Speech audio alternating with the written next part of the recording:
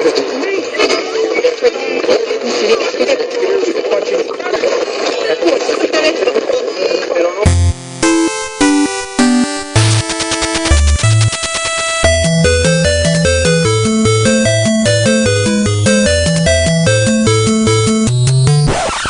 like it? How about this one?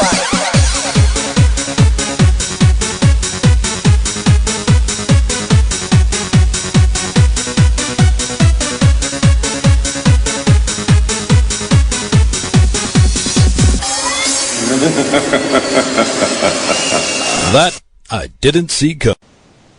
Hi, and if I remembered how to do everything properly, we should be live. Thank you for tuning. Oh, sorry.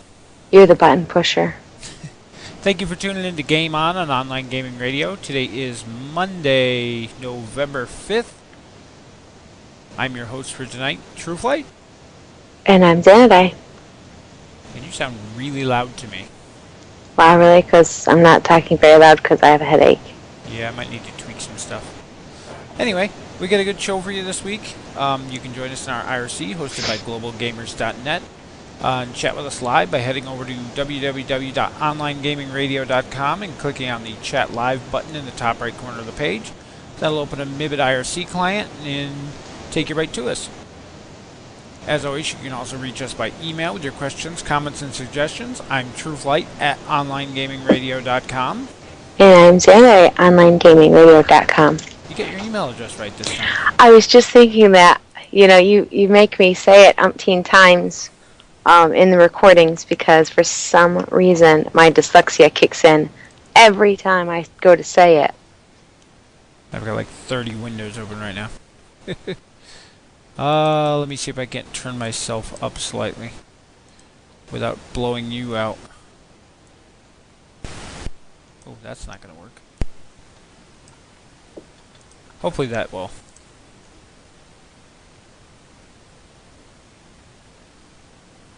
It's been a while since we've done this live. You have to bear with us. Takes a minute to remember where all the buttons and sliders are supposed to go. I'm loading up my my other computer so I can jump in the IRC. That's what I got. Half my stuff up on my laptop and the other half on my PC. Suppose your laptop can handle it. Oh, that's loud. Everybody knows you have Windows 7 now. Okay. I think I've got everything set up now. I gotta get away from the NPCs in Guild Wars here because they're talking and I can hear it ranting in the background. I don't know if you guys can hear it, but I can. I can't. And they're saying you figured we'd know how to do this because we've been doing it for so long. But every time you set it up just from week to week, things change. It's weird. Your mic might not be the exact distance between your mouth. Volume settings change. Background noises change. In the summertime, we crank things up because we have the air conditioner running in the background, so that changes things. Some people forget to turn the ringers off on their phones. That's not mine. That was actually our guest who was supposed to be joining us tonight saying that they're not going to make it. Yeah, I didn't figure he was going to after a couple hours ago, not knowing when he was going to get out of work. Yeah, with me with a headache tonight, and then we have a very sick child on the couch behind me, so... And the ringer's off. Alright, let's get to our topics for this week. We have topics? I have a whole sheet of them. I know, one of us takes notes. I'm so glad it's you. I accidentally closed a window that I wasn't supposed to. Just don't accidentally lose the notes. Kirill says that's the same sound for Windows Vista. Yeah, but nobody uses Vista. Not on purpose, anyway. Alright. You know what tomorrow is? Tomorrow is the most important day of the year. If you ask our children, yes. For those of you who don't know, or listening to the recording, tomorrow would be November 6th, 2012.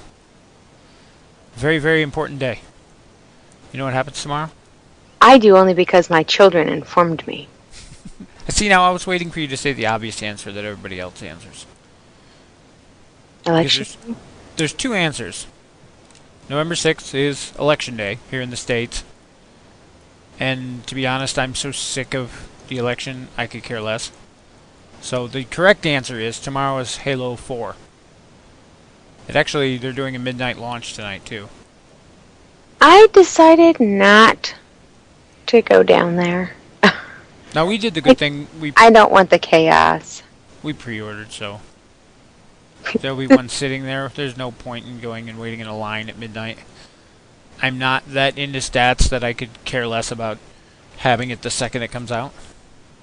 Well, the thing is also, it's not for us. Yeah, that's true. I can't play console games. When it comes out for the PC, I'll be all over it. The most awesome thing is, they don't know we did it. Yep. So it'd be entertaining. What else is on today's show? Me trying to find my way to the IRC and the link to the feed. Top right corner of the page. I haven't gotten to the page yet. World of Tanks had a big update this week. And some holiday stuff. Every game had holiday stuff for Halloween. It sure did. Found a couple new companies I want to talk about. Positive experience I had with a board game company after we had a problem. Rooster Teeth has a new show.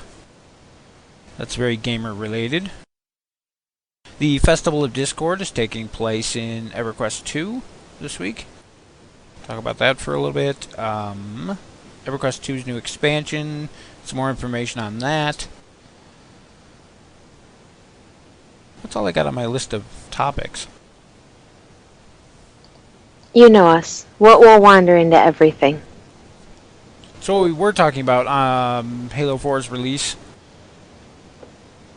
Big controversy going on about that right now is that the game technically is not even supposed to go on sale for another 3 hours. Yet there was a post, I believe it was this morning or yesterday, that there's over 4,000 players already logged on to the online servers. So people are having a fit that stores somewhere broke Street Date. And all these guys who are obsessed with their stats are having a fit because these guys basically got a day head start on them. My thought is, Microsoft, if it's that big of a deal, just turn the server off until midnight. That's my thought. Problem solved. Anyway, on the same topic, there was a live action series, and I just found out today, disappointingly enough, that it was only ever scheduled for 5 episodes. So there were 2 mini episodes to introduce it, and then 5 full-length episodes, and then they're releasing the whole thing as like an hour-and-a-half long movie. But it was based on Halo 4. It's actually called Forward Unto Dawn, which anybody who's a fan of Halo remembers at the end of Halo 3. That was the name of the ship that Master Chief was stranded on. You know, if it wasn't for the children, I wouldn't know any of that. But when I'm in the other room. And you guys were watching it in there, and I'm in the other room, and I hear, "Look, it's Master Chief!" I knew who they were talking about. It was weird. Yeah, the people who did the effects and filmed the show did an amazing job. It's definitely proof that a movie based on Halo could happen. I honestly want to see the TV show continue. I was just starting to get into it, and it ended. But it had really cool ending, some nice action scenes. A little slow the first episode or two to get going, but definitely worth watching if you're into any kind of sci-fi. You don't necessarily even have to be a Halo fan to understand it. Great show, though. Like I said, it's called Halo Forward Unto Dawn. It leads up to basically the beginning of Halo 4, so the ending episode is where the game will pick up. Kirill says that they've never played Halo. I honestly can't say that I have either. I'm not big on first-person shooter stuff. See, I'm not. Most people are into Halo because of the multiplayer aspect. The first one, I don't even think the first one had it. I think it was an add-on later. And it's been the big staple in everyone since, is the multiplayer online aspect has been huge. Me personally, I actually just enjoyed playing through the storylines. I played through the first one on the PC. I started playing the second one, but I despised the Xbox controller. So I basically just watch my son play all the other ones from then on. I can't believe they love him so much, and he's good at them. Yeah, he is. And even our daughter has started to get all excited about those games. She mentioned it before he did. I was shocked. And he brags because he's so good at it on the PC or on the Xbox, and then we drag him back on the PC and play some Battlefield 3 or whatever we have installed at the time, and then I school him because mouse and keyboard is awesome. Someday he'll be able to beat me on the computer, but until then, I get to have fun with it. No, he's still way above his grade for being on the computer. Oh, yeah.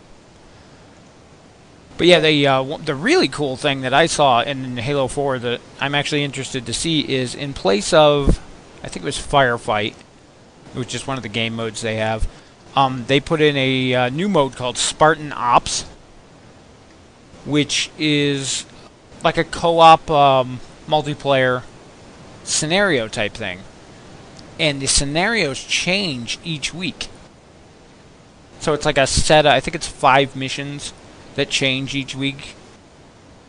And right now they're on a 10-week schedule, so there's 50 missions, and they rotate out, so you don't get bored of them. There's new ones.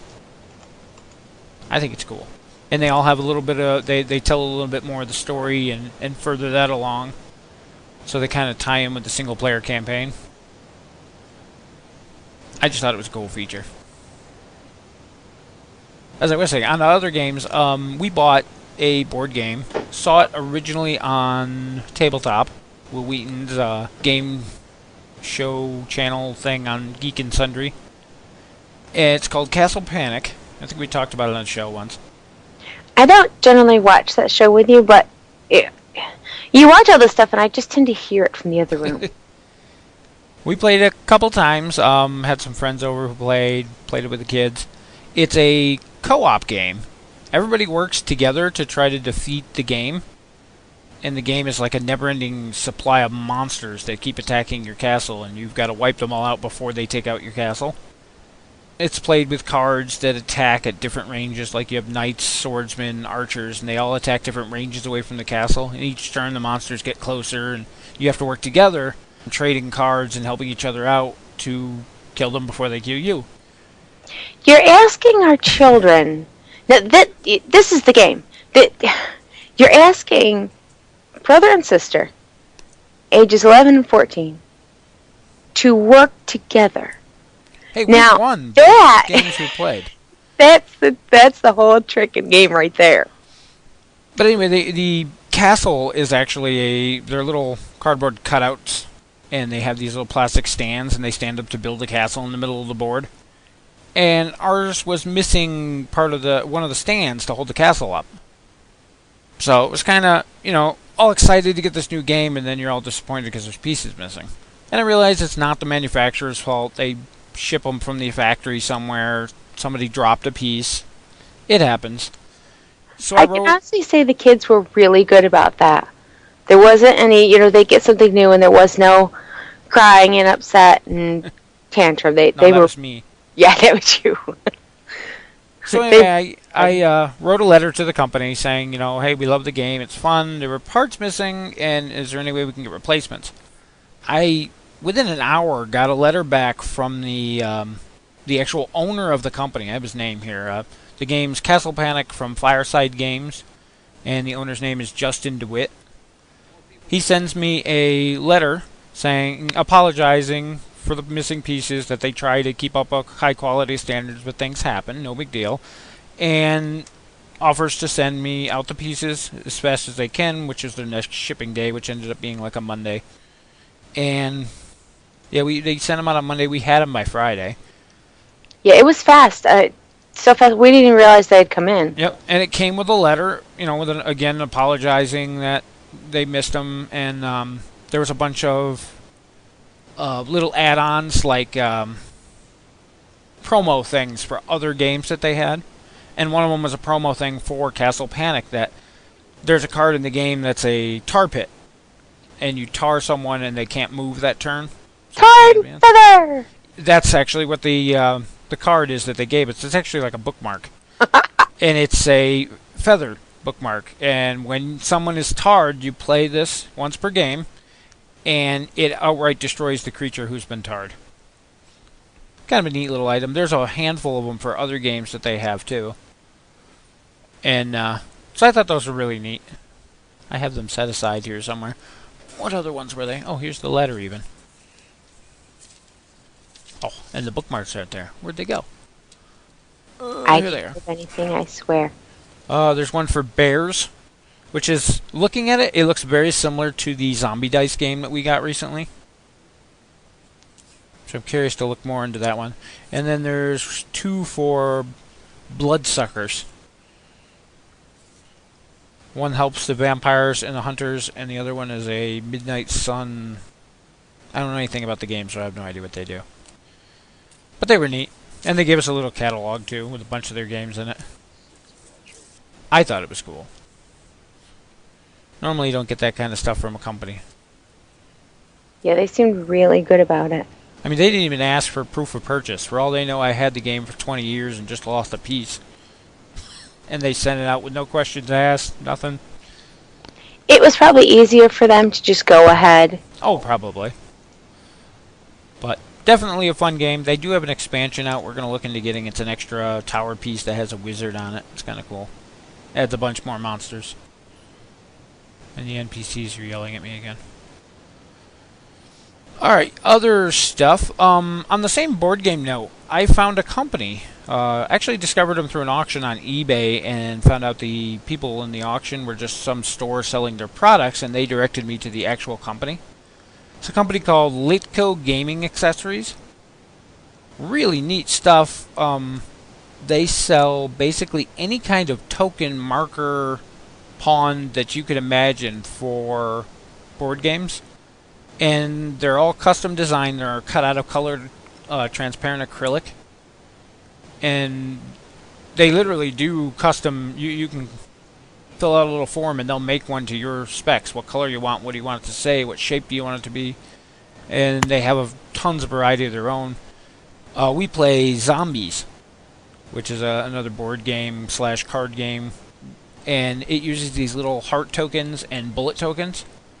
And the ones that come with the game are really cheap little... it's like the stuff cereal boxes are made out of. And it's printed, it's got hearts and bullets, and then they cut them into squares. And so you have these little tokens everywhere you got to keep track of. Well, this company actually makes 3D acrylic tokens, which, by the way, are much easier to pick up than those little flat cardboard things. I could have entirely too much fun with that. The downside is they are a little pricey for a game add-on. I mean, you're asking for something custom, though. Exactly. The zombie tokens, where are they? The life counter ones are $6 for 15. The bullet counters are $6 for 15.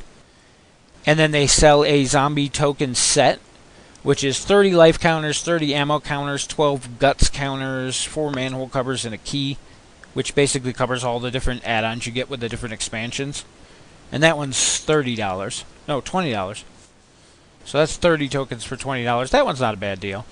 But when you figure the size games we play, you're probably going to need 2 of them. $40 just for tokens for a game seems kind of steep, but it's worth it if you're going to play it a lot.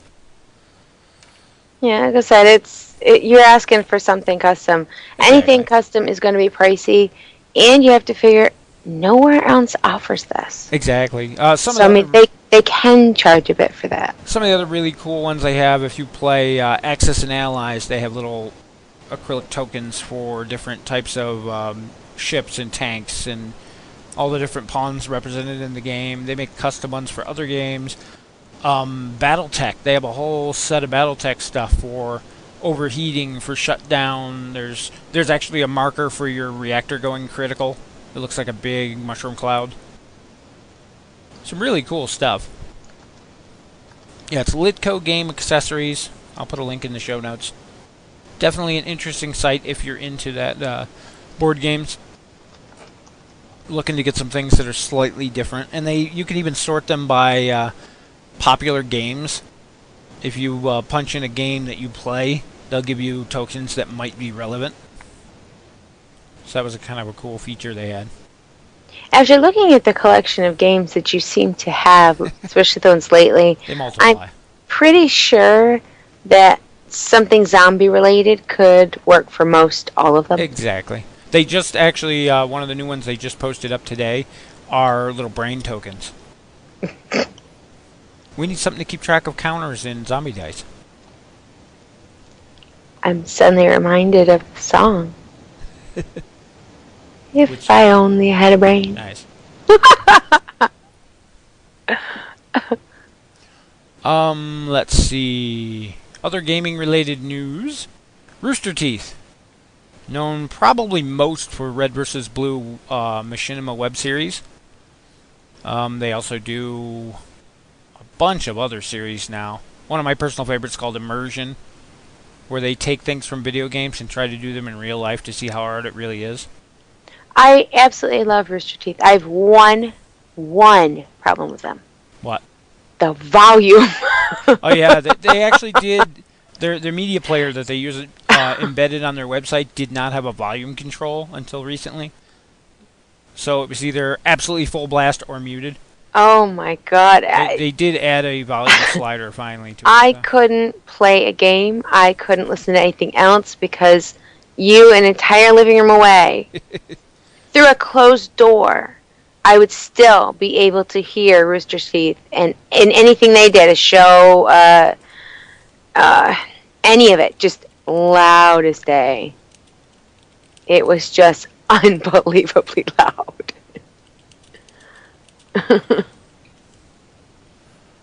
I was just answering a question in chat. They're asking if that Litko game's made only for popular games or things for any game. They only carry popular game stuff in stock, but they do custom orders, so they can pretty much do anything you want for any game. Back to Rooster Teeth, though. Another popular one, which you just discovered today because you heard me watching, was Rage Quit. Oh my god, that was, you know... Tell me, does that not sound like our friend playing a game? It does, and it's terrible. I can't stand it. We have a friend, and he comes over to play quite often. And hopefully doesn't download our show. Yeah, really. Normally, he's very, very good. I can say that. Normally, he's very good. But every now and then, he gets extremely upset with the game he's playing. Whether it be Guild Wars 2, EQ2... World of Tanks. World of Tanks, whatever it is. And he has a very annoying habit of screaming at the computer screen. That, mind you, there's no voice chat. He's just screaming at the screen. Yeah, I tried explaining to him that they can't hear him, but... Yeah, he apparently hasn't picked this up. You know, the one thing I keep hearing in my head that he screams over and over is, "Come on!" And I'm thinking, where the hell are we going? But it's one of my biggest pet peeves. You're screaming at an inanimate object. And it's not like he does this once or twice. No, he does it all night long. If the game is upsetting you this much, stop playing. So I introduced her today to a series that Rooster Teeth does called Rage Quit, which, if anybody hasn't seen it, it's definitely for adults only. It has a warning label when you actually watch the episodes. But which we should have paid attention to, being the children were in the other room. Now, granted, our daughter's a teenager. It's not that she hasn't heard. Yeah, really. Our daughter's 14. It's not so bad. Thankfully, not really thankfully, but the other one is sick. And legally, I drugged him. Poor guy, he's barely ever had medications, so it knocked him out cold. So he's on the couch with some NyQuil. Poor thing. So yeah, he didn't hear much of it, so we were okay. But wow. Yeah, it's this guy. He plays random stuff. I mean, from early Atari all the way up to, you know, modern console and computer games. And I think he has anger management issues. He needs some anger management. He swears and hollers and yells and... I think I learned a few words I didn't know originally. Oh my god. Someone decided that they gave him an award for using the F word the most times in a single sentence. Yeah, it was, And this guy gets paid for this. Yeah, my thought is, his voice has got to be raw by the time he's done filming one of these. Oh my god, I heard him go off on Sonic the Hedgehog in ways I couldn't fathom. What was the one he was... Oh, the Impossible Game. You can go check out YouTube and look for Rage Quit the Impossible Game. That was a great one. Anyway, that's just one of their shows. So much and with such nasty language that you couldn't understand exactly what he was upset about. But it was just like, holy cow. And they pay him for this. Rage Quit's only one of Rooster Teeth's shows. Like I said, their most popular one's got to be the Halo-based Red vs. Blue. Which, honestly, other than using the Halo guys for part of the animation, it's has nothing to do with Halo. Yeah, I need to catch back up with the series, actually. When it originally started, God, it's on season 10 right now.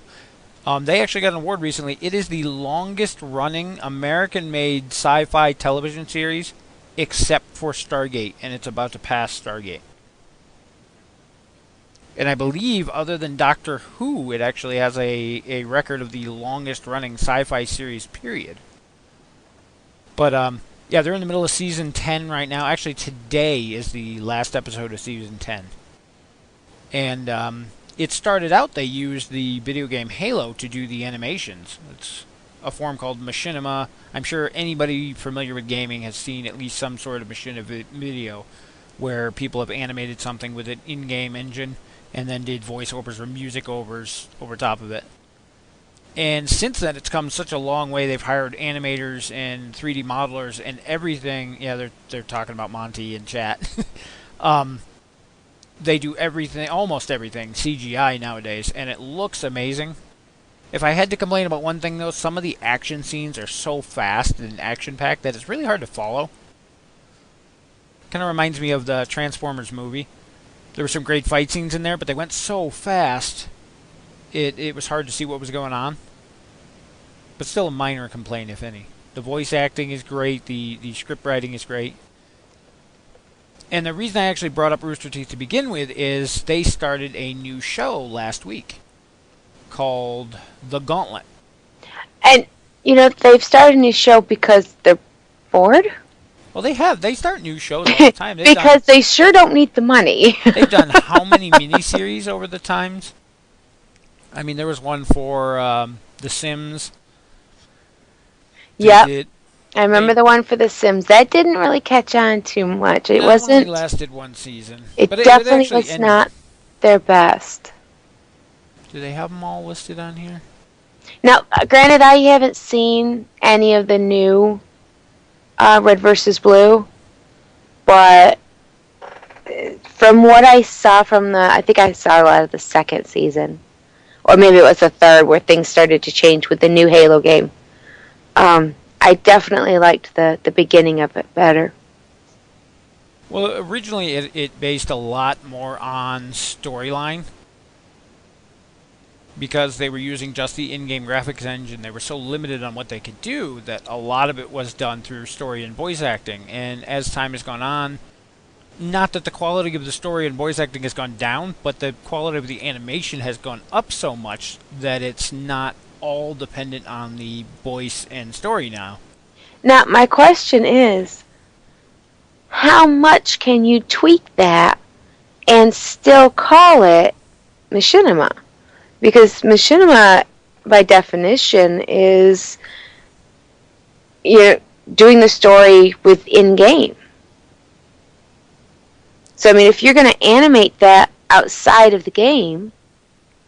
Well, I'm sure they still use the game for a large majority of it. It's mostly the fight scenes and whatnot, special effects and things that are animated in. And Monty does an awesome job. They do a very awesome job. I will give them that. I'm just curious on, you know, how far can they really take this and still... I don't know. But we're not here to talk about Red vs. Blue. I wanted to talk about the Gauntlet. Okay, talk about the Gauntlet. It's a brand new show that Rooster Teeth is doing. It started, I think the first episode was November 1st. It's with Blip Studios and Rooster Teeth Productions. It's basically if you remember way back in the day, there was a movie, and I can't for the life of me remember the name of it. Had Fred Savage in it. It was about the kid going to the Nintendo World Championships. Oh, The Power or something like that, wasn't it? Someone will tell me. Okay, that I don't know. Anyway, it's basically a game show, reality-based, to find the best player. And they don't want just the best player of any one specific game. They want the best player as in a gamer who can pick up any game and play it. Oh, that leaves me out. And their original episode, they started with over 100 people, and they've managed to narrow it down to 19. And the first episode was really jumpy, but I'm assuming that's because they were just narrowing down the 100 people. Oh, I'm sure. I'm hoping it's going to go into a lot more depth and detail as the episodes go on. I'm sure actually get to see some of the gameplay. Yeah, I'm sure they would have to because they're going to run out of content. The fewer people they've got, they'll have to fill in with something. But yeah, basically they had auditions where people showed up down there at their studio in Austin, Texas, and went through a little interview process, and they picked the ones they liked, and they're going to compete, and the winner gets $10,000 in cash. Dang. See, and Mom always said playing video games would never pay off. Exactly. Really? So it's definitely interesting, worth checking out. It started November 1st. I believe they're running an episode each week. There's a little trailer. There's a description about the auditions, and then there's actually a I guess it's two trailers. The auditions episode was the first episode. So definitely worth checking that out. We're gonna follow that. We have a friend down in Austin. I want to know why he didn't join, or at least try out. What else do we have? World of Tanks. You've heard me yelling about it. And our friend cursing at the screen about it, yes. Well, I talked a little while ago about the 8.0 update, which they did a complete graphic overhaul. Yeah, I heard you complaining the other day because it didn't even look like the same game. It's actually, it looks a lot better now, but I've actually had to turn down a few of the settings. I was running with everything maxed out, because I like to do that. I'm a sucker for eye candy. And with all the new graphic changes, it was actually causing the frame rate to dip, especially in a heavy battle when there's 30 guys shooting at each other. So, turned them down to medium, I think, or high from ultra, or whatever the top setting. I was going to say, wow, you turning graphics down. That sucked. That's something. And, yeah, but now I'm getting 90-some frames a second, so I can actually probably turn them back up a little. Yeah, I'm kind of getting used to the new graphics. It wasn't just graphics. They completely changed the physics engine, which actually is definitely a positive change. If anybody hasn't played the game or hasn't played it in a while, it used to be like when you drove up to a cliff, there was an invisible wall, and you would hit it, or your track would get stuck on it, which was always annoying when you're going down a hill.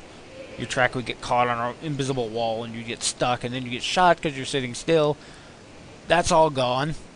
They removed the invisible wall hitboxes. I was going to say, it's no wonder he cursed so much. The catch to it is, now when you drive up to those cliffs, rather than hitting that invisible wall, you go right over the cliff. And that's so much better. If it's down, if it has a downhill slope to it, you can actually go down it. If it's a vertical cliff, when you hit the ground, you take damage from falling, and if you fall far enough, you just outright blow up. Well, yeah. But you on the same pushed note, a tank off a cliff. On the same note, lighter tanks that have faster speeds can hit like a small, a dike or a sand dune, and literally get some air. And if you get too much air when you come crashing back to the ground, you'll break your tracks or damage other parts of your vehicle. So it takes some getting used to. I'm kind of getting used to it now. I actually did.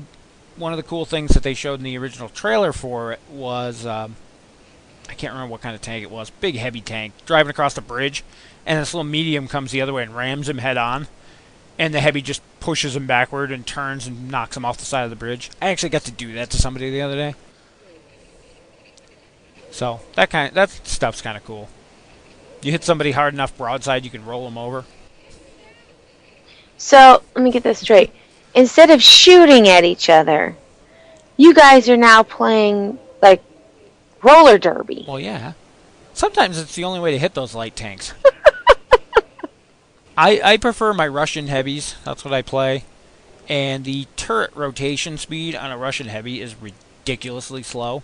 So if you get a light, fast tank up close to you, they can literally drive in circles around you, and you can't bring the gun to point at them. So one of the best options is to either back up against something, which a lot of people tend to do, so that they can't circle you, and that way they have to turn around, go the other way, and drive in front of your turret. Or if you can get it, you can just ram them. And if you're lucky enough to damage a track, then they can't move. Then you can bring the turret around. Ideally, you just want one of your teammates to shoot the little bastards before they get behind you. So They're right. It's like Demolition Derby. pretty much. I'm pretty good at ramming things, but I can't shoot worth a darn, but I could probably ram something. But this week they introduced the 8.1 patch, which on top of all the new stuff, added the British medium and heavy tank lines. And I am not familiar with the British tanks. I'm familiar with the American tanks and the German tanks. Most of the stuff is based around World War II. And newer things have been going on up to Korea. But I'm not familiar with most of the British tanks, so a lot of them are just new to me. Nice to have new stuff in there. My question is, all the other nationalities start with a light tank. The Americans get the T1, the Germans get the Leichen tractor. I have no idea what the Russians get. I can't remember. It looks like a little teapot. But anyway, the British start with a medium. And it's a god-awful medium. Well, maybe that's why you start with a medium. It's comparable to light because it sucks. And sadly, they do not have a light or tank destroyer or artillery line right now. But that's the way the French were when they started too. Speaking of cursing at a game, I think I might yell at my screen here pretty soon. Why? What are you doing now? There is one waypoint in Guild Wars 2 in this stupid zone, and I cannot find it for the life of me. I've been wandering around this zone for like the last, hour and a half, 2 hours. You should come look at my map, and I'll tell you where it is. Well, this is silly. Because I don't know which one you're missing without looking. Me either. I bet you're missing... I bet you're missing Altar's Windings, the Vale waypoint. Oh, who knows? The one I'm standing at.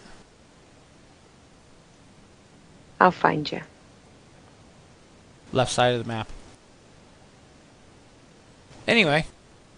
No, I have that one. Oh. That was the one I always miss on my alt. What else do we have? This is my own. I can't find this stupid thing.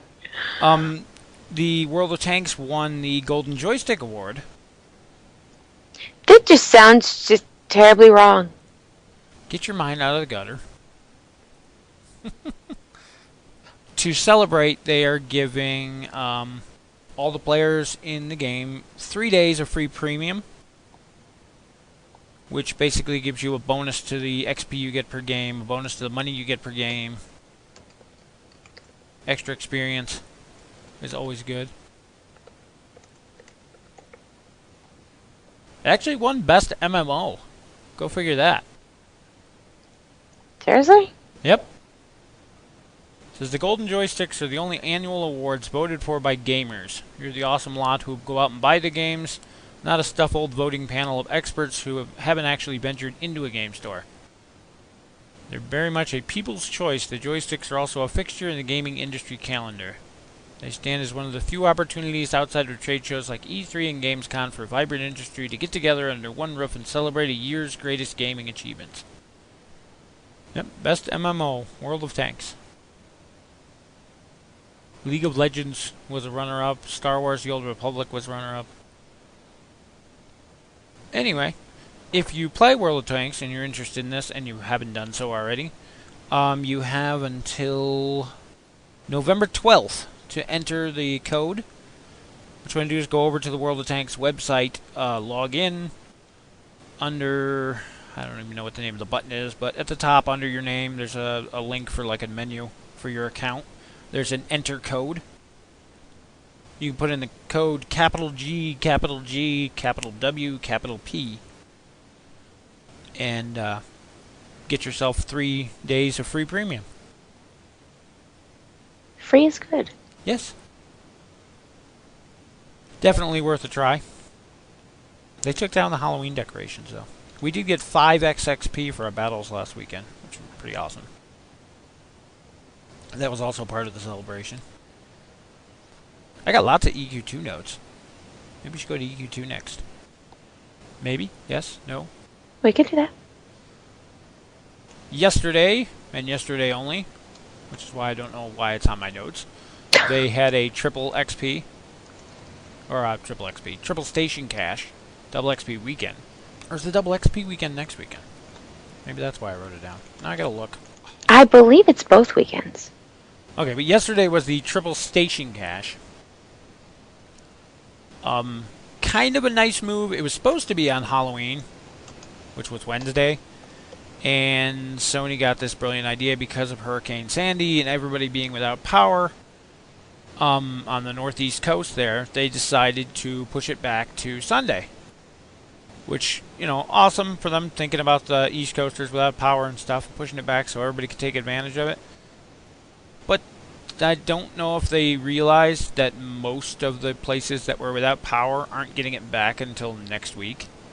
So having it yesterday, well, actually this week now, but having it yesterday kind of, you know, pushing it back for the northeastern eastern coast there was nice, but having it on a day before most of them got power back kind of defeated the purpose. It was the thought that counts. I guess. The new expansion coming out, it's the 9th expansion for EverQuest 2, Chains of Eternity. I think the first one for EQ2 we will not be buying. Yeah, I think so. I don't know. We might end up with it eventually. Who knows? I'm sure we will eventually. Definitely not just buying it new. Yeah, just not now. The pre-sale discount price is gone on the basic edition or standard edition. It's now $40. Does it actually have the release date on here? Why doesn't it have the release date? I know they've given the release date. It's this month. Someone will tell me what it is, because I can't remember off the top of my head, and I forgot to write it down. The collector's edition is still on a discount price. Normally $90. It's on sale right now for $60. And people were basically going off about why would you bother the difference between the standard and the collector's edition. The only thing you getting, or were getting, was a 6-hour XP potion. Whoopee, most of us have more XP potions than we can use. 2 portals of globe swift travel, which basically lets you ring a bell no matter where you are.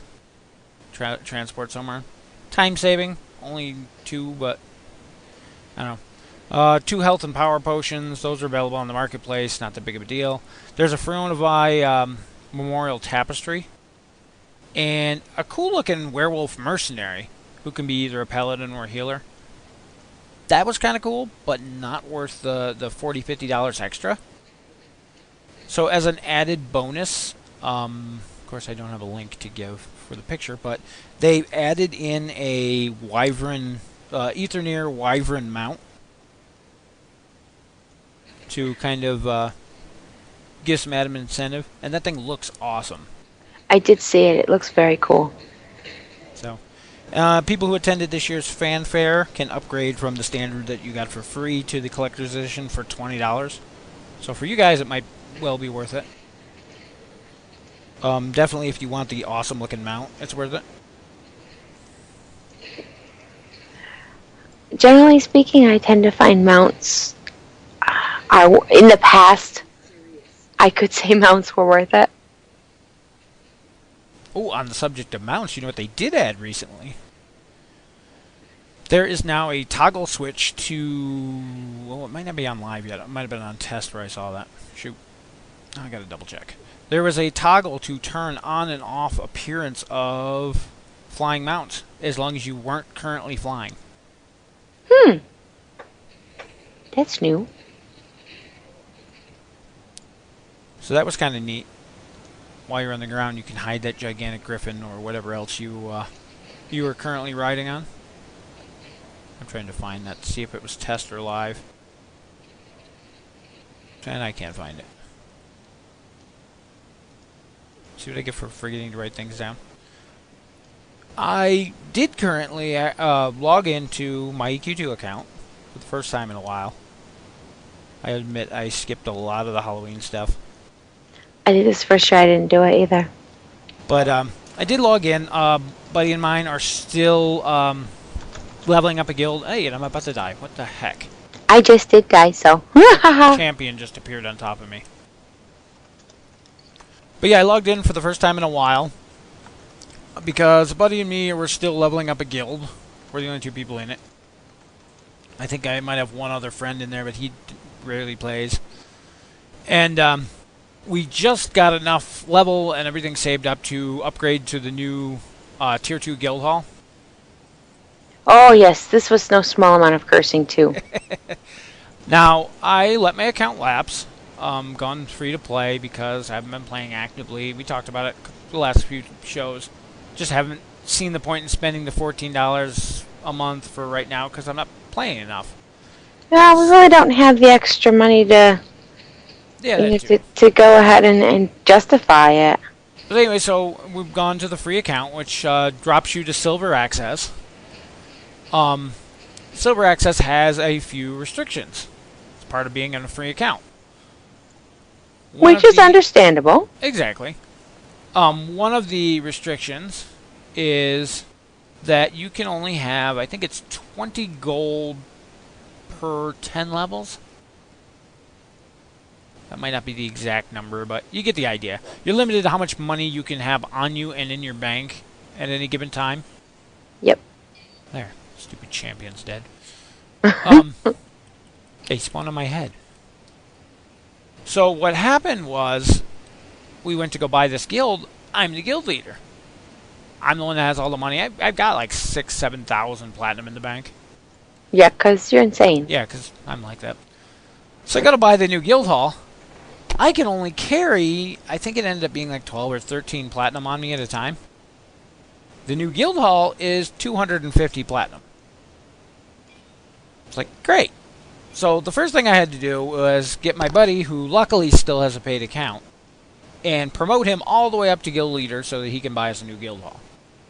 Then I had to go to my account and take out, I think it's 13 platinum is my max, or something similar to that.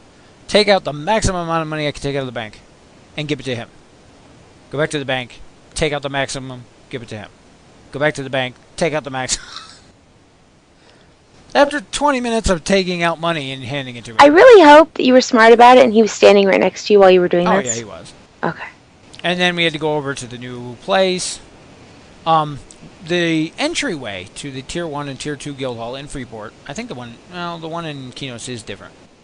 The one in Freeport is exactly the same, the little room that you enter.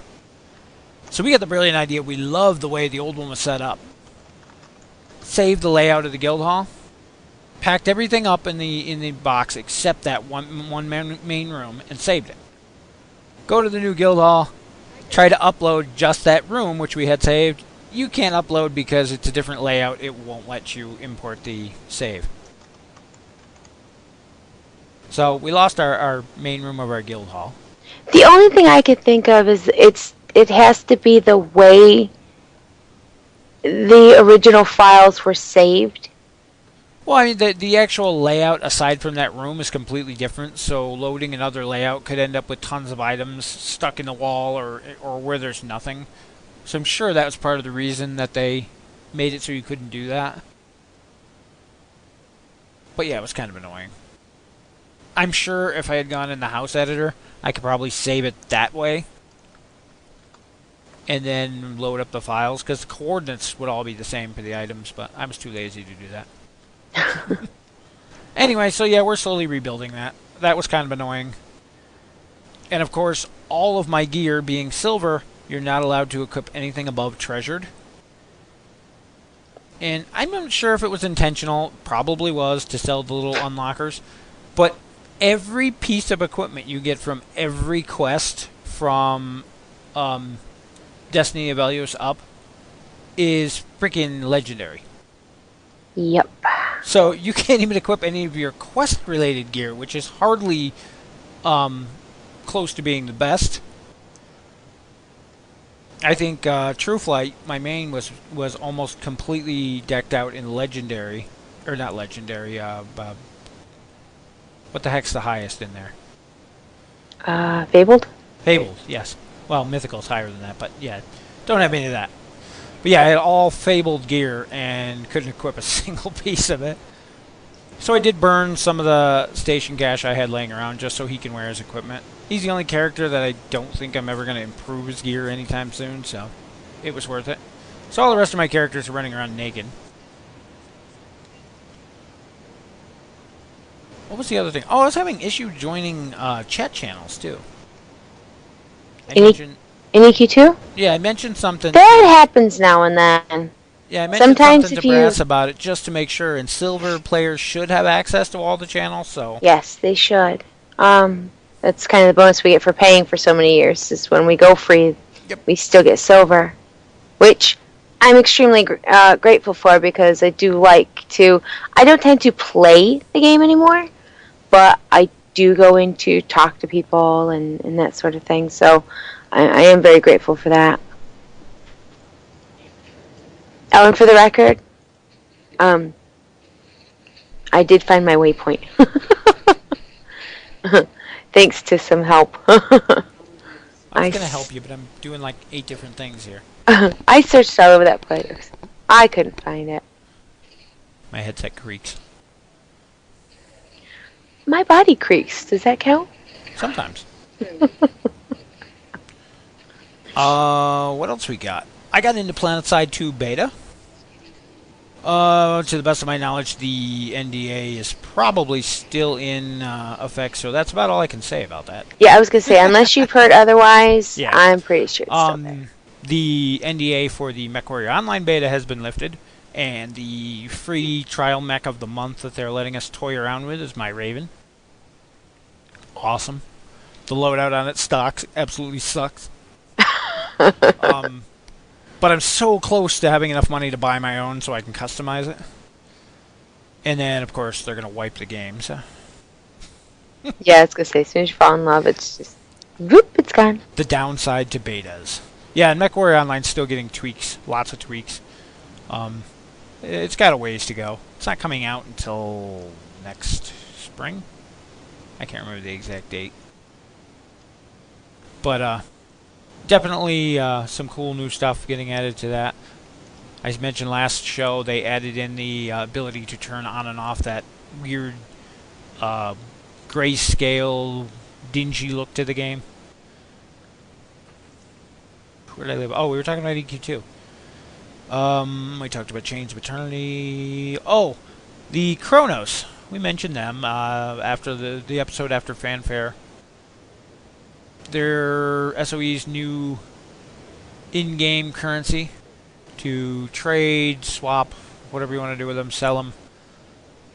Really doesn't bother me in any way. I mean, I'm not playing enough that it really is going to make a difference. I don't see where it's going to make that big of a difference. It's basically legalized gold selling or station cash selling. What bothers me about it is the god-awful window that pops up on your inventory. Have you logged in since they added those? No. And that kind of stuff drives me bonkers. Your character window, where you basically see all the equipment you have equipped and all your boxes and bags you're carrying. Underneath where your money is listed, there's this... I can't say it's giant, but there's this big box that has a picture of the Chrono, and it says, you know, like, get some, redeem some, or something like that on it. And it's just really gaudy looking and huge and in the way. And, you know, I'm fine with the things being in-game. That's fine. Put them on the marketplace. Put them in a window somewhere. Do I need to see it every time I open my window to look at my inventory? And it'd be one thing if it was just the silver and free accounts. But no, even the people who pay and have a gold account have to deal with that stupid window. And she's silent. That's never a good thing. Yeah, I'm anal about where all my screens and stuff are. That doesn't give me promise to log in. I mean, it's not that bad, but it's definitely noticeable, which is, I'm sure, was their intention, but it didn't need to be there. On to other EQ2 news.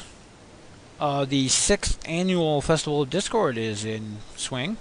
Started on the 4th.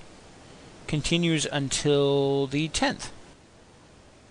Everybody does such a fabulous job with those. Yep, you can check it out online.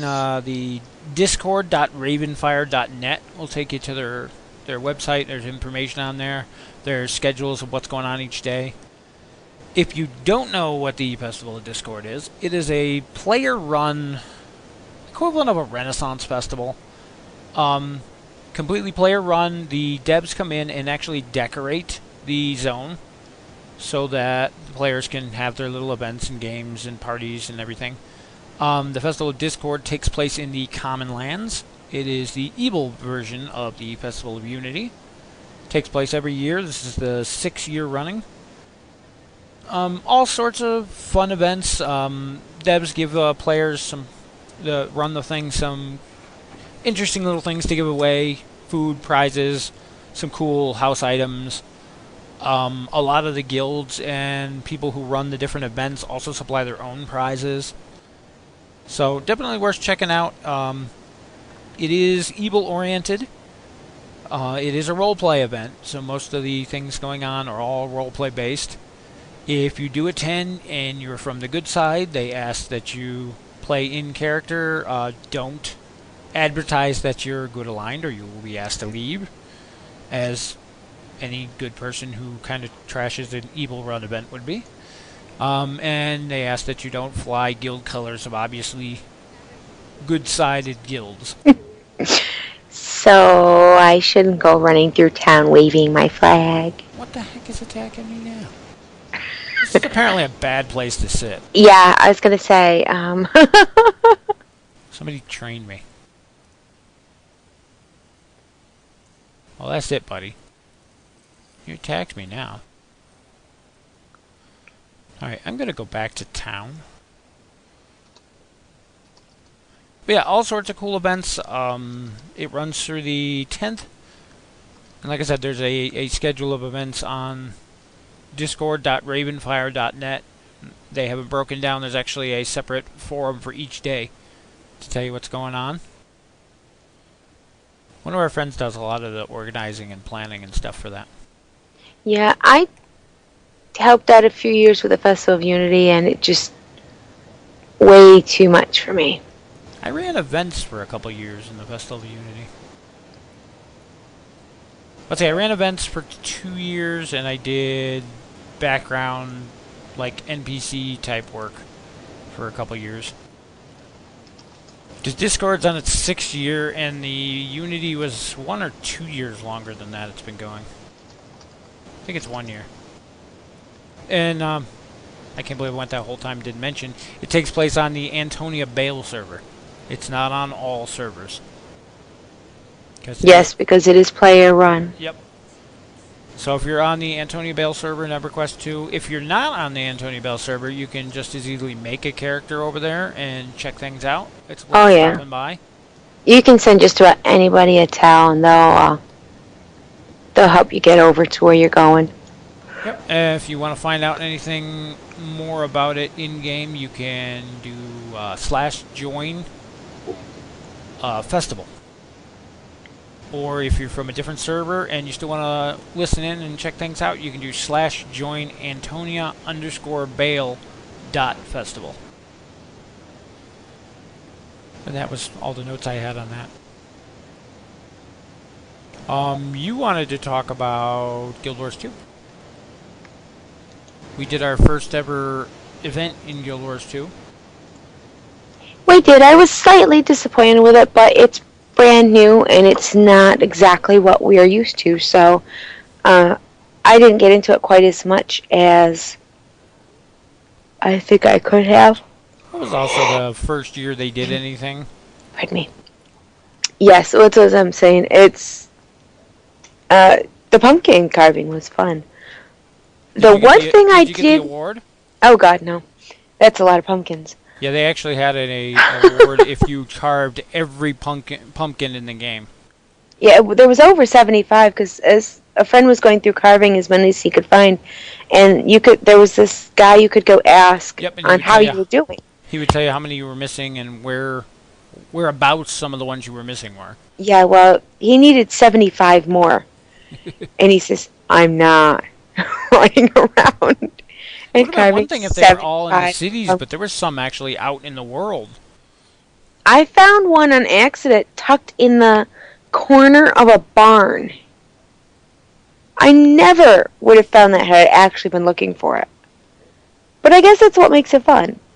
The one thing I did notice about the holiday events at Guild Wars 2 is they did not stay very long. Yes. That was one thing in EQ2 was some events seem to go on forever. Which is a good and a bad thing, though.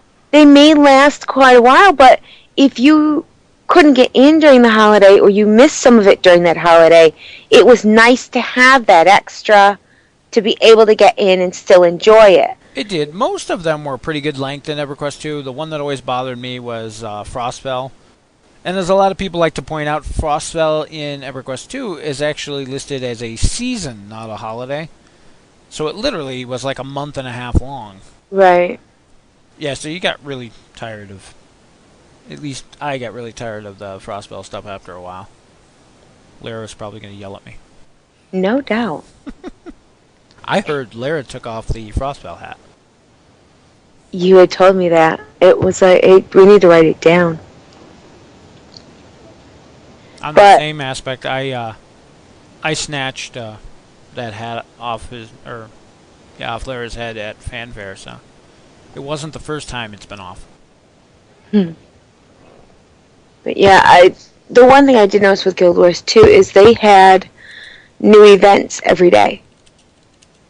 But if you didn't get in that day to get there to play them... Well, it wasn't every day. It was every couple days. Like every couple days they added a new was it phase or stage. Stage, something like that. Yeah, and you would get a mail about it. But the Mad King was only in for one day. The zone for the Mad King was only open one day. Now, we had assumed our own mistake. Oh, pardon me. My migraine meds make me sleepy. Now, we had assumed that it was going to be here at least for a few days, so we weren't real concerned about running it over and over and over. But we had so many friends that wanted to go in and do this that I probably did it 6 or 7 times. Oh yeah, we ran it our share of times. Over and over. We kept taking more and more people in because we could only take, was it 4 or 5 in at a time? Yeah, I'm not excited about the whole 5-man group thing.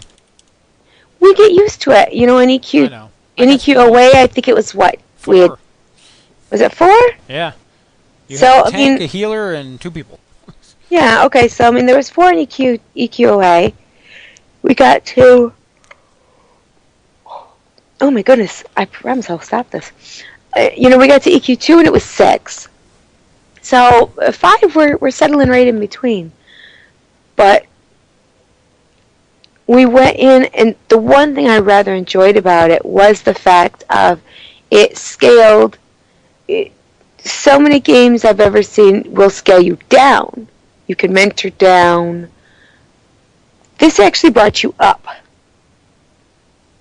Now, it's good and bad there again for the fact of, yes, all of a sudden you're level 80, and you've got pretty much stats for level 80, but your gear itself.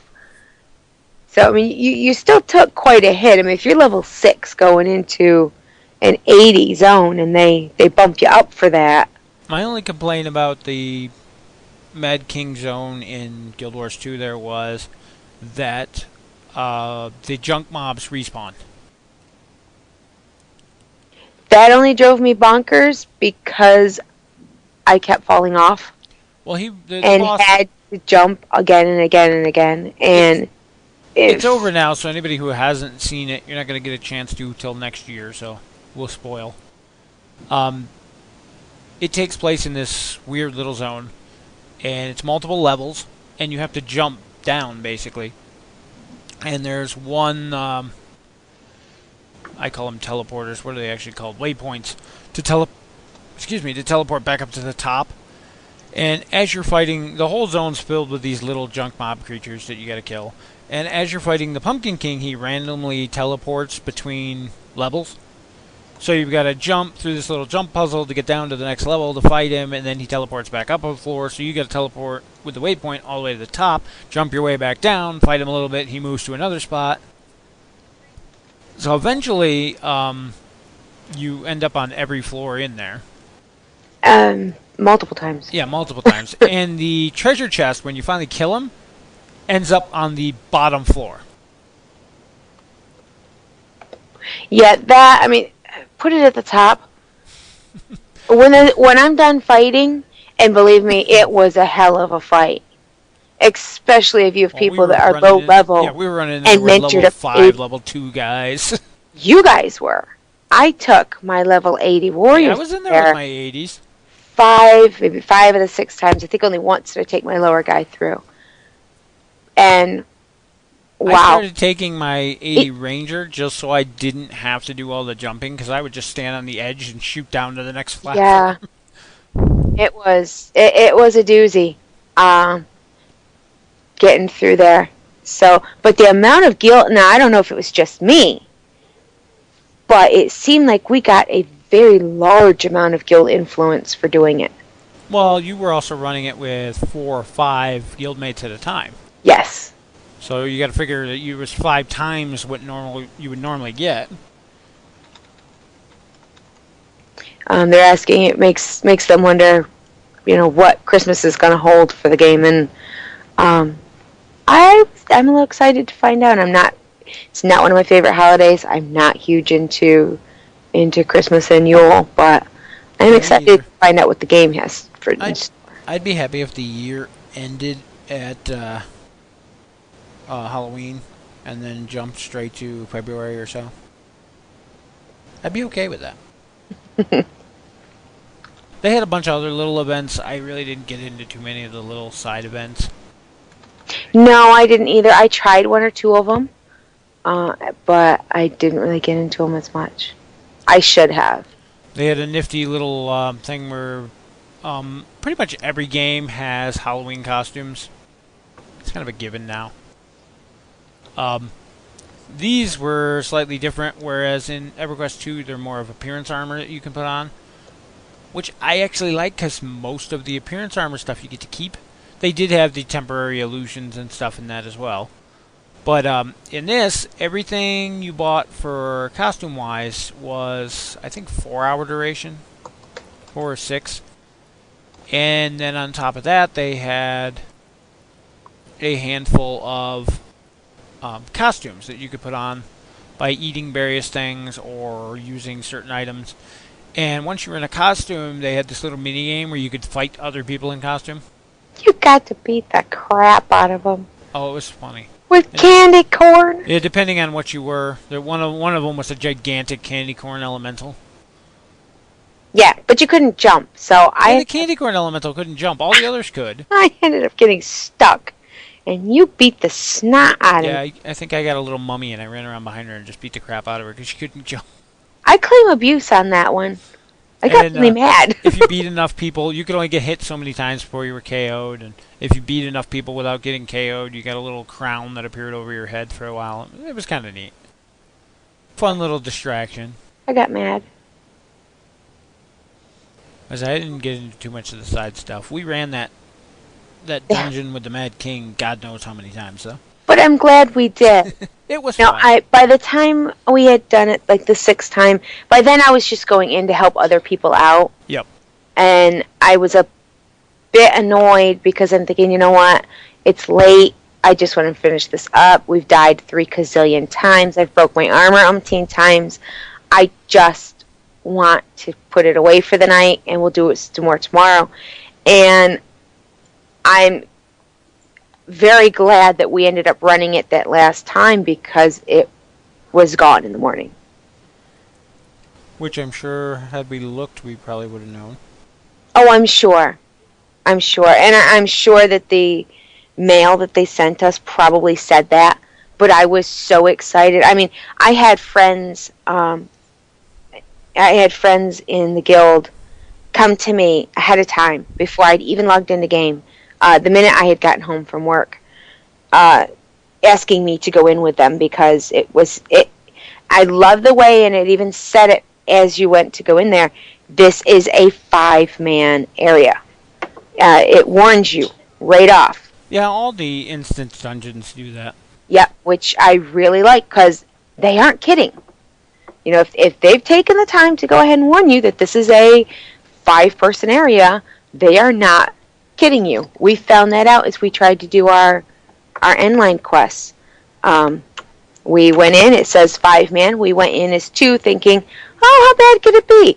That bad. Yeah, we got slaughtered on the first fight It was with the trash that mobs. bad. So, they're not kidding. So, yeah, I got nabbed for it the second I got home.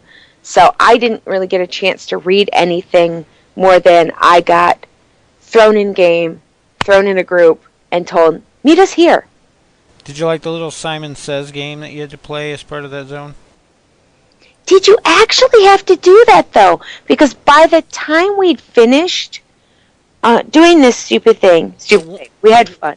The one time I didn't do the little actions he asked, I got my butt kicked. So I don't know if maybe it attracted the monsters to you. Well, that's what everyone kept telling me, but I didn't see a difference between doing it and not doing it.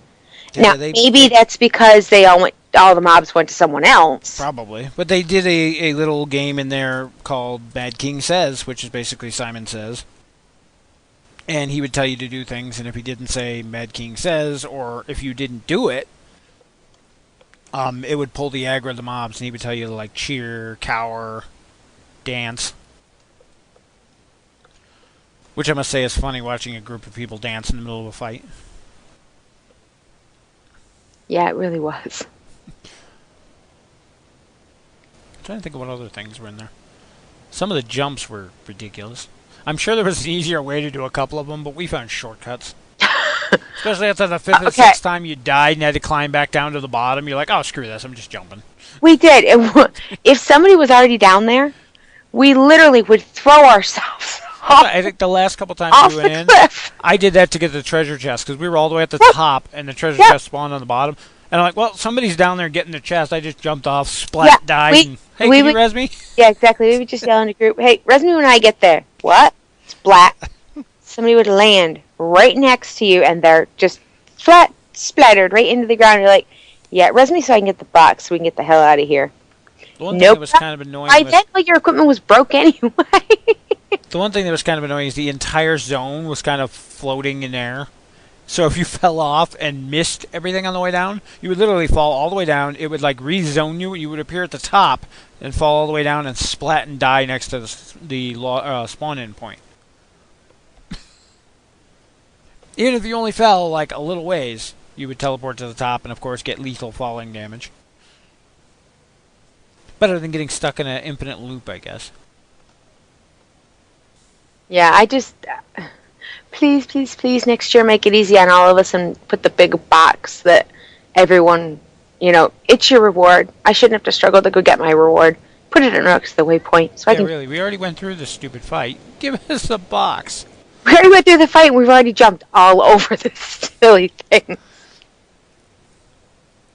And let me tell you how much she loves the jumping puzzles. Especially like the vistas and every zone. I can't say every zone, but most every zone has at least one actual jumping puzzle in Guild Wars 2.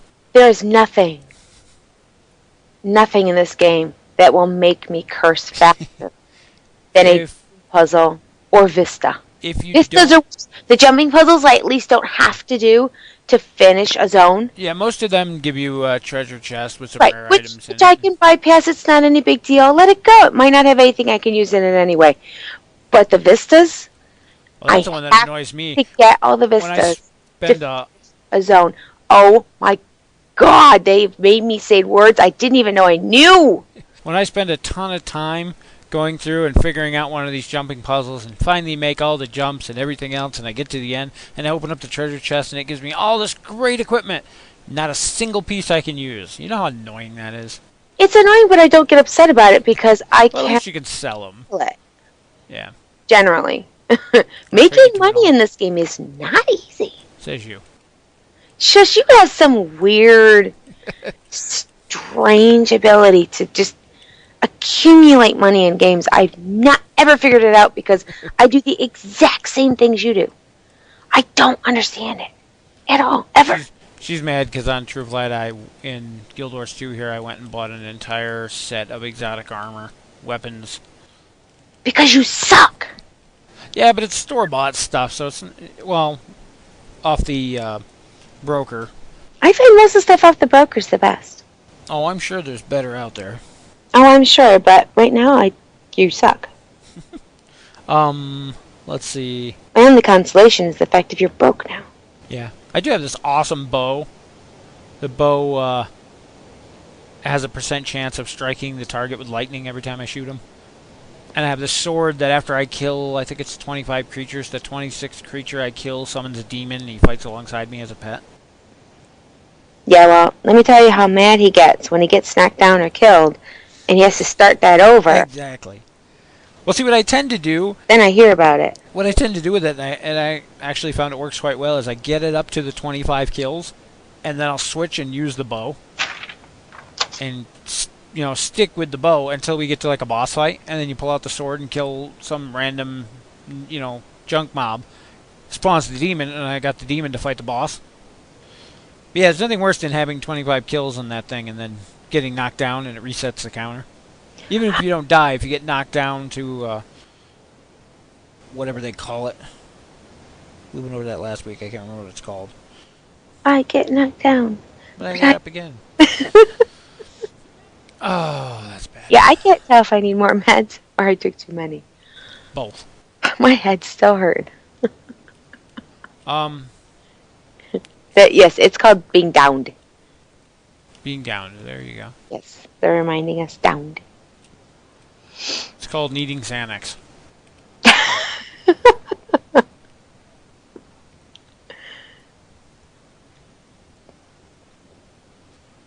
Oh, what else did I have here?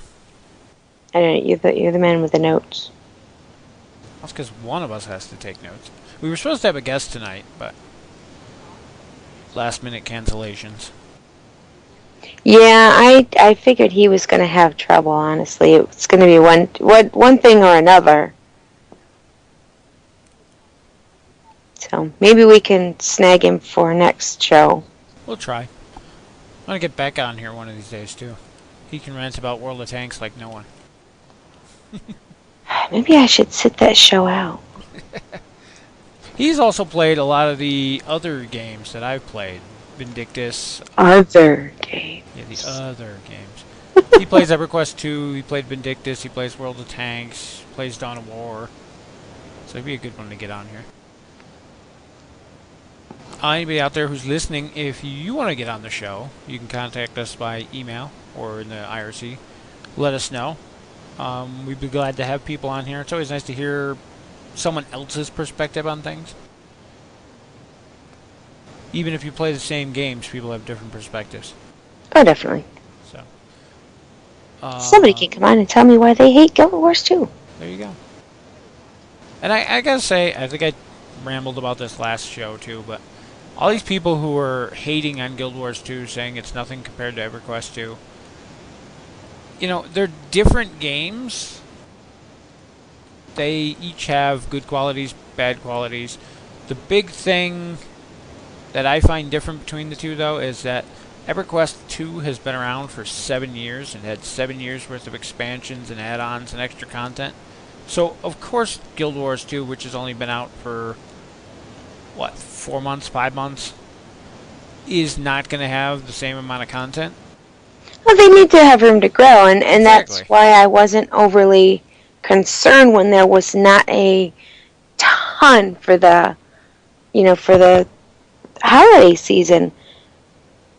There's plenty to be added. There's only so much in Guild War or in EQ2 because they've added every year. So by now it's huge. And I suppose if you put too much in, then you run into the problem where you can't get to everything. Which is a problem that EverQuest has, EQ2. There's so much to do in that game that you actually fly by half of it without ever getting a chance to do it. Which is nice that you can mentor down, but I'm getting emails about things selling I didn't even know I had for sale. Don't you hate that?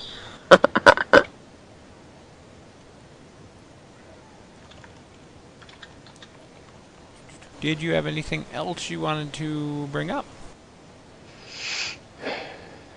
Not that I can think of off the top of my head. Poor lone wolf.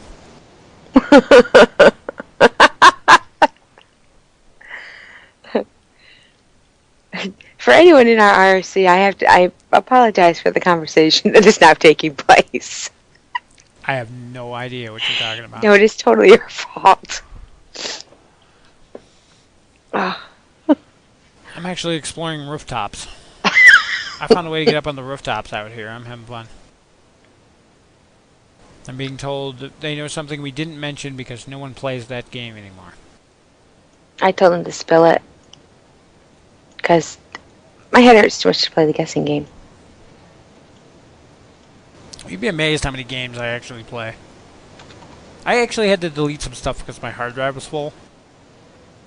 Let's see, currently on my desktop, my quick launches for games, I have Need for Speed World, HeroClix Online, MechWarrior 4 Mercenaries, Dawn of War Soulstorm, Dawn of War 2 Retribution, Dawn of War 2 Chaos Rising, Vindictus, Magic the Gathering Tactics Online, Magic the Gathering Duel of the Planeswalkers 2013, Black Prophecy, MechWarrior Online, PlanetSide 2 Beta, Guild Wars, World of Tanks, EverQuest 2, and that's just the stuff on my quick launch bar, and then I have more stuff that's not on there. Those are just the ones I play enough to use the quick launch. Ooh, that actually is some decent news. November 7th through November 11th, Rift is offering free access in honor of the forthcoming Storm Legion expansion, due out on the 13th. I tried Rift for a little bit. Kiara got me to come over. She was so excited for me to come play, and I just couldn't get into it, though. It just seemed very confusing to me. I'm sure if I stayed there long enough, I would have figured it out, but Yeah, just didn't really seem to be my thing. There's people that still play it. Wasn't my kind of thing. And I'm kind of curious if it was just real life got too busy or if the game just wasn't interesting enough for them either. But Brenlo and Kiara were doing a show on OGR here for Rift, and even that got canceled. So I'm not sure if they stopped playing or real life just got too busy. Yes, I've recently found life outside of the games. Blasphemy. There is no life outside of games except for other games. You can call it the game of life. I hate that. I always end up with the crappy job and the car full of like 6 kids. Okay, well, I got the crappy job and we only got 2 kids. What other games have we been playing lately? Zombie Dice we've been playing a lot. The kids love that game and it's quick and easy. You played a game of Tsuro with us this week. That was weird. Tsuro's a great game. Not sure if I talked about that one on the show or not.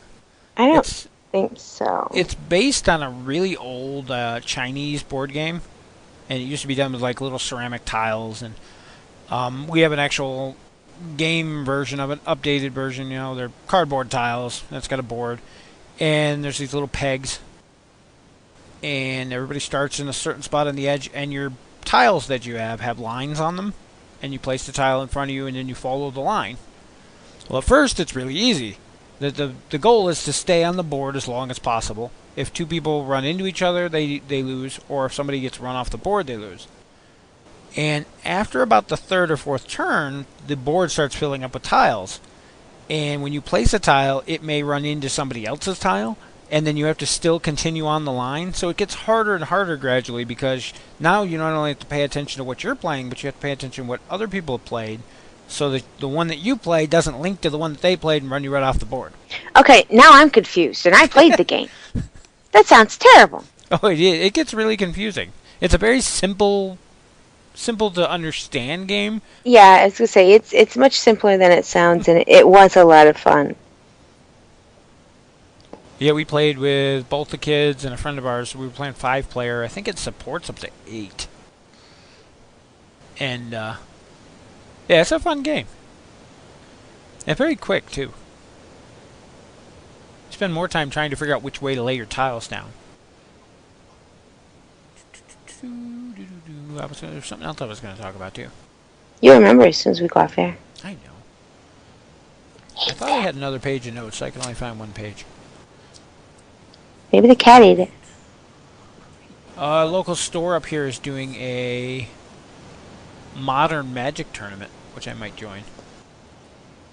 I have an old Valakut deck that when I was playing it, it only got beat twice the entire time I was playing it. But then I got cycled out of Standard. Another game I never got into. I know. I know, and you're very disappointed about that. I know. I just don't care for it. Everybody else plays. Then you need to play with everybody else. Kayla plays. Ed plays. Sean plays. Chris plays. Then you can go play with them. You know what? It makes my brain hurt. We're talking about Magic the Gathering, they're asking. The big thing in our area lately has actually been Commander. I've been playing a mono green Commander deck for God knows how long. I recently, this last week, went through and completely revamped the thing for a new new style, so I'm curious to see how it's going to run. We play on Wednesday nights, so they're saying they got out of it years ago. Boo. I actually played Magic in high school when it first came out, and we played constantly in high school, in cafeteria and everything. And then kind of got out of it for a handful of years, and when I think it was the second year we went to Fanfare, which would have been 2010. They gave us free starter decks because they were promoting the Magic Gathering Tactics online, and they gave everybody free starter decks, and it got me back into it, and I've been playing ever since. So, I blame Sony. Well, at least you're occupied. But yeah, so I redid my Commander deck. It used to be big green stompy stuff. I think the whole thing was based on Hydras and Worms. And now it's all based around mana production. And doubling, tripling mana. And of course I put the Helix Pinnacle in there just to annoy people. I'm curious to see how that's going to work. That one, if you get 100 or more mana stored up on this card during your upkeep, you win. So it makes everybody at the table go, hey, we got to kill him. Don't they do that usually to you anyway? Pretty much. I got a bad reputation. I either do really, really horrible because I can't draw anything, or I absolutely stomp all the other players. When we play our Commander games, it's 4 players, free for all, basically.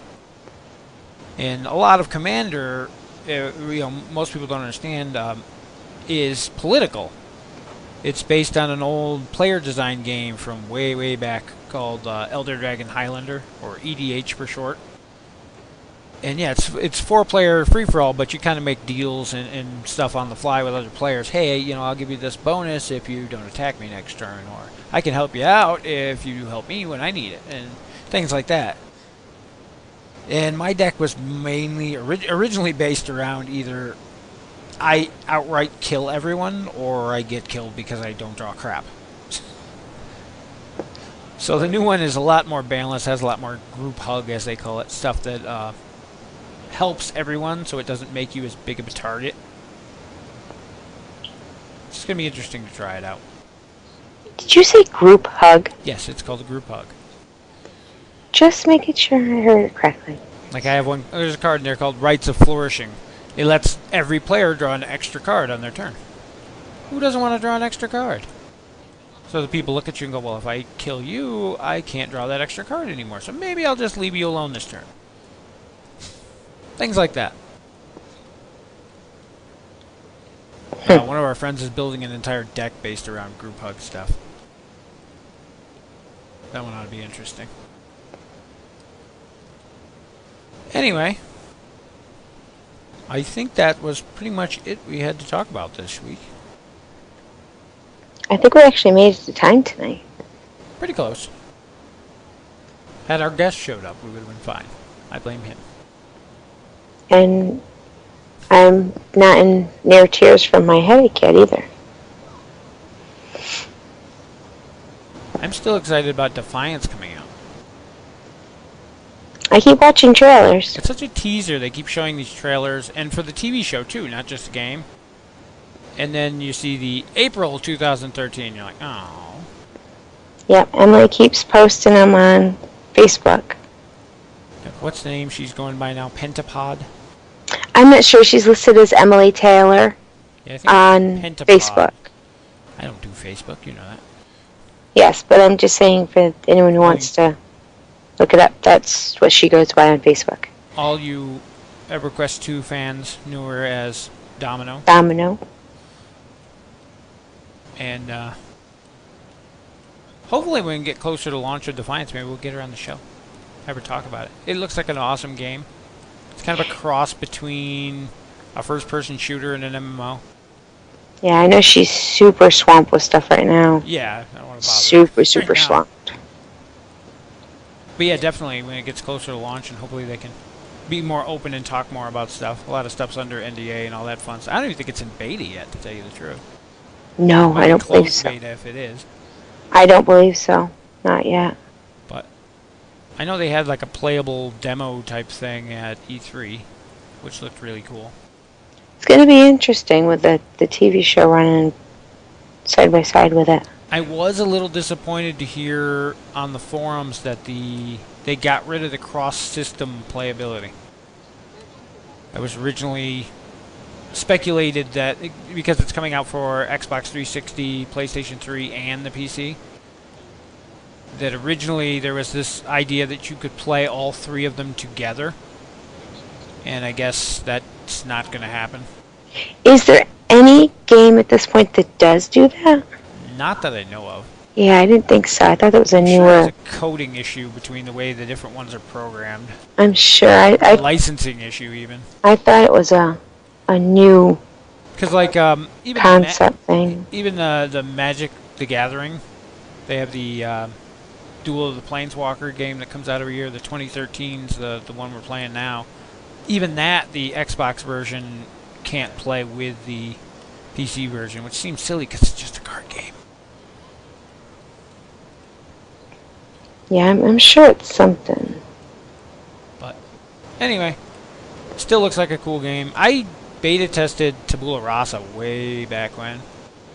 That was an okay game. It had some issues. Didn't do very well when it got launched. But the feel of Defiance seems very similar to that, at least in idea. Obviously, I haven't tried the game, so I can't compare gameplay or anything, but it reminds me of it anyway. I don't know if you remember seeing me play in that one. Not really.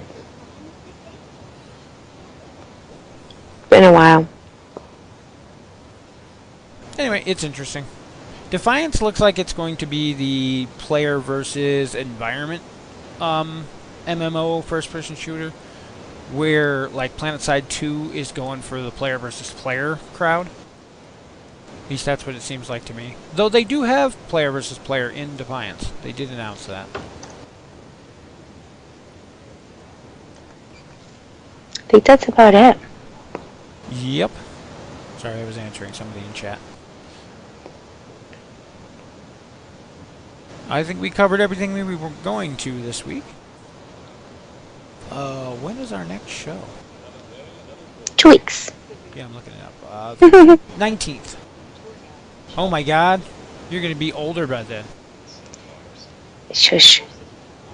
Yeah, this is the woman who didn't want anybody to know her birthday, but then left it on her Facebook for Was everybody to see. It was an accident. I think I took it down.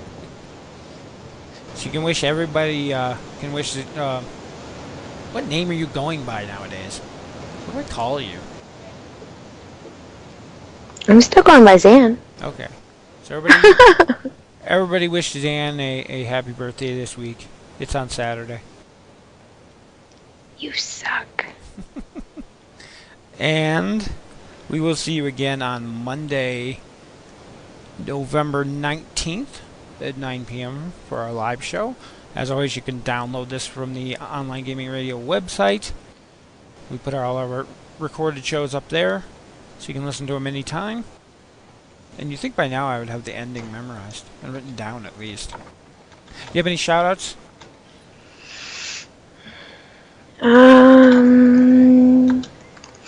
I will give a shout out to my guild and Guild Wars 2 because they're awesome.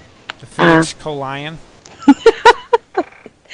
We have pointedly decided that since they don't seem to want to fix our name, that it just makes us that much cooler.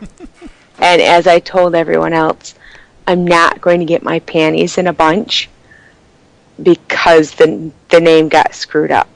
It was right when I made it.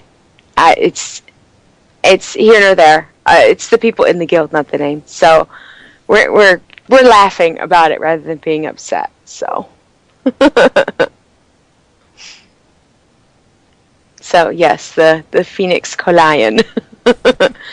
And a friend adequately put it. He says we didn't even notice it was messed up till he joined the guild, and he says, I don't know what the Phoenix Co-Lion is, but it sounds awesome. Sounds pretty sweet. I know. Oh, I'm checking my settings here, because I gotta remember how to end this show, too. It's been a while since we did this live, so I had to, before the show, figure out what buttons to push. And now that we're getting ready to wrap up, I gotta remember what buttons to push again. See, people don't realize this. When we do this live, we use completely different programs. So this is completely different from the way we do things when we pre-record. Everything's different. Alright, I think I got it good to go. Like I said, we will see everybody November 19th for our next show. Thanks for tuning in. If you want to contact us, got any comments, questions, suggestions, if you'd like to be a guest on the show, you can reach us at our emails. I'm Trueflight@onlinegamingradio.com. And I am Zanadi at onlinegamingradio.com. Have a good 2 weeks. Have fun. Play your games. Vote tomorrow. Play Halo tomorrow. And we'll see everybody in 2 weeks.